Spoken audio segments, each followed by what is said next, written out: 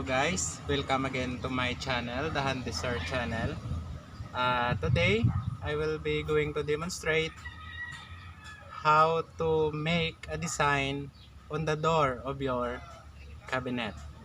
And the following tools and materials to be used are here: the jigsaw, the ruler, the pulpus rule,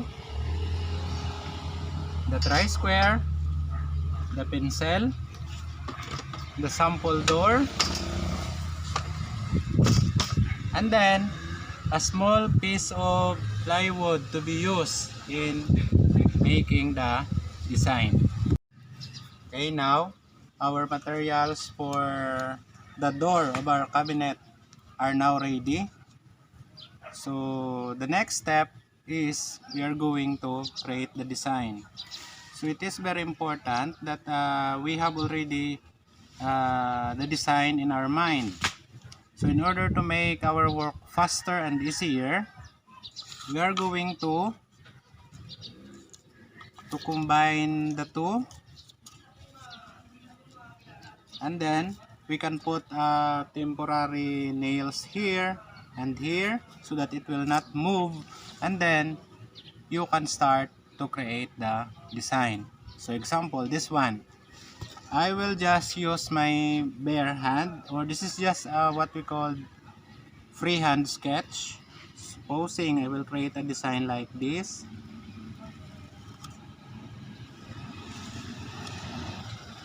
Okay, just one portion only. Okay, so I put a temporary masking tape here so that the two pieces of plywood will not move, and then I have now to do the cutting.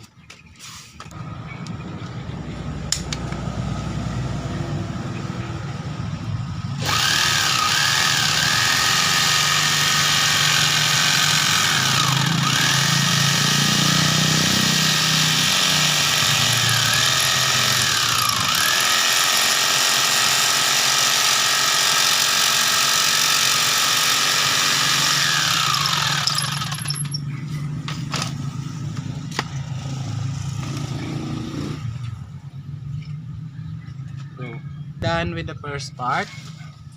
So this piece will become now my pattern for the remaining three corners.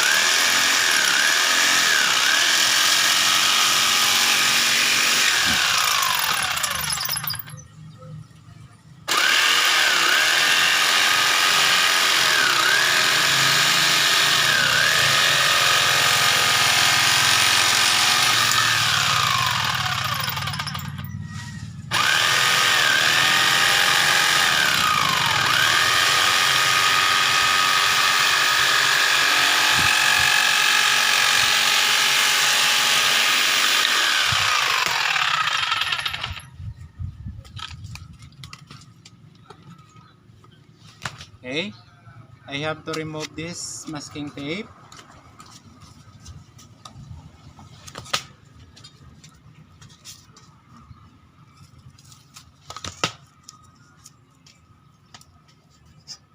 Then I have to mount my design here.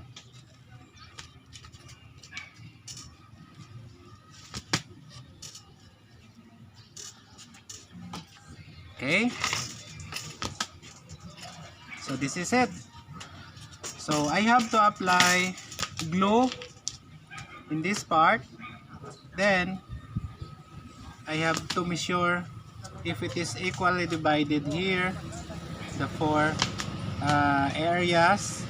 And then after applying the glue, I have to put temporary nails here until such time that the glue will become permanently fixed.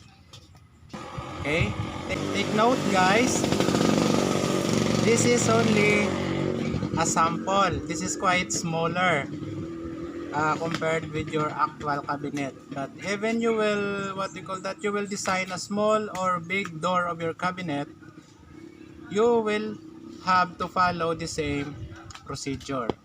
So I will be going to show to you my finished product using the same steps.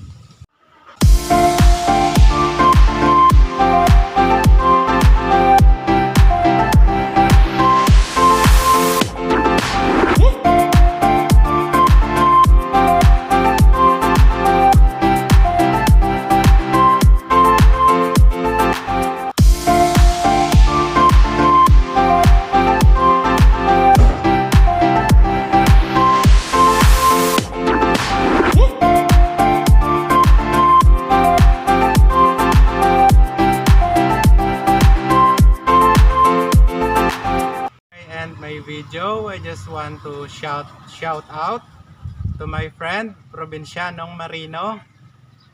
Good luck to your work, my friend. And again, to my followers, thank you for being with me. So I am happy to upload more videos this coming days. Again, thank you very much.